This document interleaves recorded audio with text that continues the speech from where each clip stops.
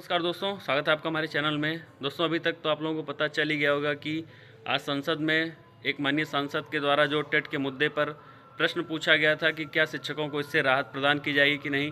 उसमें जो आंसर आया है सरकार का, यूँ कहें जो राज्य मंत्री हैं शिक्षा विभाग के केंद्रीय, उनके द्वारा जो आंसर आया है वह काफ़ी निराशाजनक है। जब हम बात करें शिक्षकों के लिए, उस आंसर में उन्होंने सीधा सीधा वही पॉइंट, वही बात उठा के बोल दी है जो माननीय सर्वोच्च न्यायालय के द्वारा अपने 1 सितंबर वाले फैसले में बोला गया था।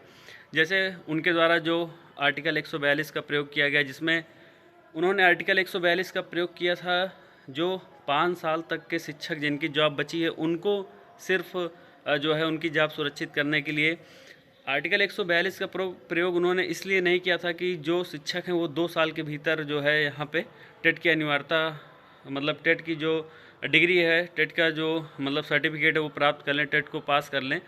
तो कहीं ना कहीं जो गवर्नमेंट है उससे आज काफ़ी ज़्यादा जो शिक्षक हैं निराश हुए होंगे, जो यहाँ पे उनके द्वारा उत्तर दिया गया है। लेकिन एक जो हिडन है कि इसमें जो सरकार है, जो का से लेके और इंडिया तक पॉइंट पूछा गया था, उसमें सरकार ने अपना कहीं पे कोई व्यू नहीं प्रदर्शित किया है।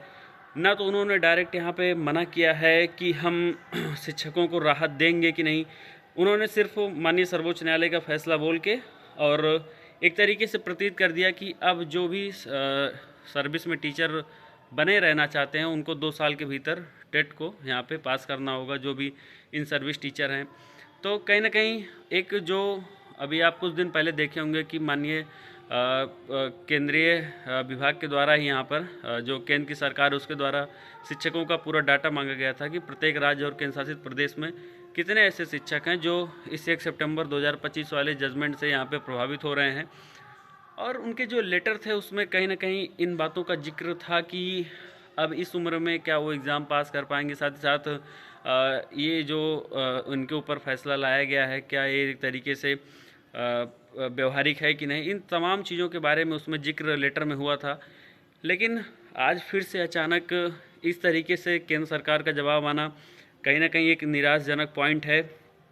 लेकिन मैं एक बात जो हमेशा कहता हूँ कि निराशा तो है, लेकिन हतोत्साहित नहीं होना है, क्योंकि अभी जो दरवाजे हैं वो पूर्णतः बंद नहीं हुए हैं किसी भी तरीके के। माननीय सर्वोच्च न्यायालय में रिव्यू का मामला चल ही रहा है और फ्रेश केस भी यहाँ पे डालने की बात चल रही है कि एक फ्रेश केस भी यहाँ पर डाला जाएगा। फिलहाल शिक्षक महासंगठन वाला भी मामला है और त्रिपुरा वाला भी मामला है, लेकिन जो ये मामला चल रहा है रिव्यू वाला, इस पर सुनवाई बहुत जल्दी होने वाली है। और क्योंकि आप देखेंगे तो उत्तर प्रदेश सरकार के डिफेक्ट्स दूर हो गए हैं। हालांकि एक चीज़ ये भी देखने की है कि जैसे उत्तर प्रदेश है, उत्तराखंड है, तमाम जो रिव्यू में राज्य पहुँचे हैं, कहीं ना कहीं केंद्र में भी इनकी सरकार है, तो यहाँ पे थोड़ा सा अभी बात समझ में नहीं आ रही है। हो सकता है कि इस आंसर का उनका मतलब क्या है क्या नहीं, लेकिन जो अभी तत्काल रूप से आंसर प्रदर्शित हो रहा है, लग रहा है कि जो इन सर्विस टीचर हैं और जिनको भी अपनी सेवा सुरक्षित करनी है उनको सभी को 2 साल के भीतर यहाँ पे टेट क्वालिफाई करना है। फिलहाल निराश नहीं हुई है और ये जो 2 साल का बाउंडेशन है ये तो ज़रूर इंक्रीज़ होगा जब माननीय कोर्ट में सभी लोग जाएंगे और अपना पक्ष रखेंगे। चूँकि जब जो नियम उस समय था नहीं, जो अहर्ता थी उसको शिक्षक लोग पास करके और उस अहर्ता को ग्रहण करके आए थे। और सिर्फ अगर हम बात करें, वही चीज़ मैं आपको बता रहा था ना कि जो 2017 का अमेंडमेंट है उसमें हिडन रूप से वो छिपा है कि जो 23(1) में जो भी यहाँ पे न्यूनतम अहर्ता है वो 2010 में आ गई थी, वहाँ पे छूट की बात की गई, लेकिन 2017 वाले अमेंडमेंट में छूट की बात नहीं की गई। तो इस तरीके का जो विश्लेषण किया गया है, हो सकता है कि माननीय सर्वोच्च न्यायालय को अपने विश्लेषण पर रिव्यू करना चाहिए। ऐसा हो सकता है कि वो रिव्यू करें इस पर और उनके पास जब पूरी बात रखी जाएगी तो संभवतः इस पर कुछ वो निर्णय अपना बदल सकते हैं। फ़िलहाल अब जो ज़्यादा उम्मीद है वो आपको यहाँ कोर्ट से है, क्योंकि केंद्र सरकार से अभी बहुत उम्मीद करना हमें नहीं लग रहा है कि कहीं ना कहीं से बेनिफिट होगा, क्योंकि केंद्र सरकार का इस तरीके का रुख आना तो ये समझ में नहीं आ रहा है कि अचानक से ऐसा क्या हुआ कि इनके द्वारा ये चीज़ें बोली गई। और ऐसा प्रतीत हो रहा था कि जब राज्यों से इन्होंने डाटा मांगा तो हो सकता था कि क्या इनके मन में मनसा थी कि किस प्रकार शिक्षकों के साथ क्या व्यवहार करना चाह रहे थे।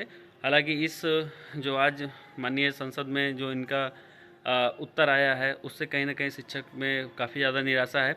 लेकिन आप लोग बिल्कुल भी घबराइए नहीं, और जो होगा अच्छे के लिए होगा। हमको लगता है कि 40 से 50 लाख शिक्षक हैं जो इस जजमेंट से प्रभावित होंगे।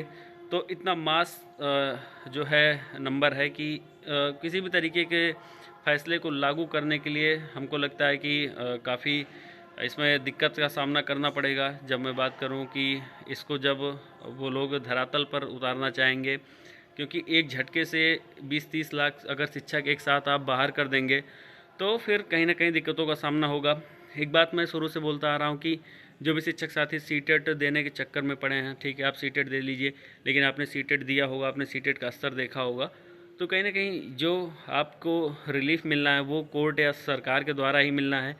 आप सरकार को कैसे मना सकते हैं, आप कोर्ट में कैसे अपनी पैरवी रख सकते हैं, कोर्ट में कितने अच्छे तरीके से आपका यहाँ पे पॉइंट रखा जाता है, ये तमाम चीज़ें अब मैटर करेंगी। क्योंकि देखिए जो सरकार होती है, मैं डायरेक्टली कुछ नहीं बोल रहा हूँ, लेकिन जो सरकार होती है उससे बात अपना मनवा लिया जाता है। प्रेशर जो होता है, चाहे आप अपने विधायकों के माध्यम से या सांसदों के माध्यम से, जो भी लीगल प्रोसीजर होते हैं, सीधे सीधे तार्किक बातों को रखकर वो आप लोग जो है ज़रूर इख्तियार कर सकते हैं। और अंत में बस इतना ही कहना चाहूँगा कि निराश मत होइए सभी लोग। एक झटका ज़रूर लगा है, लेकिन इतना बड़ा भी झटका नहीं है कि सब कुछ यहाँ पे ख़त्म होने वाला है। तो जो भी शिक्षक साथी इस जजमेंट को लेकर परेशान हो रहे थे वो बिल्कुल निराश मत होइए। 1-2 दिनों में इस पे क्या कंक्लूज़न निकल के आता वो भी हम वीडियो के माध्यम ज़रूर लाएंगे। थोड़ा सा बाहर थे इस वजह से ऐसा बैकग्राउंड आप लोगों को देखने को मिल रहा है, अन्यथा आप लोगों को बैकग्राउंड वही रहता सेम। तो फिलहाल निराश नहीं होना है, और जैसे कुछ अपडेट मिलता है आप लोगों को अवगत करवाएंगे।